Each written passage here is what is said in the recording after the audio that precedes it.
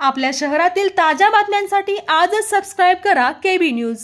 हमीदवाडा येथील महावितरण कर्मचाऱ्यांच्या तात्काळ बदल्या कराव्यात, जयसिंग टिकले यांचा इशारा। हमीदवाडा तालुका कागल येथील हनुमंत मतिवडेकर यांच्या घरी स्मार्ट मीटर बसवण्याच्या कामावेळी महावितरणच्या कर्मचाऱ्यांकडून ग्राहकांशी अरेरावी झाल्याची गंभीर घटना घडली आहे। मिळालेल्या माहितीनुसार कर्मचाऱ्यांनी विनापरवाना कनेक्शन तोडून स्मार्ट मीटर बसवण्याचा प्रयत्न केला।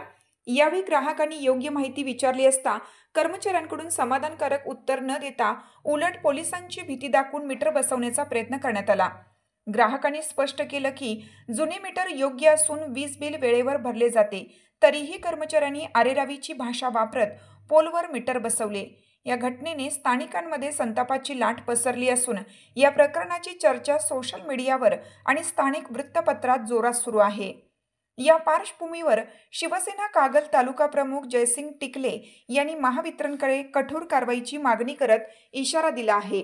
सदरच्या सर्व कर्मचाऱ्यांच्या विरुद्ध तातडीने कारवाई करून त्यांच्या बदल्या करण्यात याव्यात, अन्यथा शिवसेनेच्या वतीनं तीव्र आंदोलन छेडलं जाईल, असे जयसिंग टिकले यांनी सांगितले।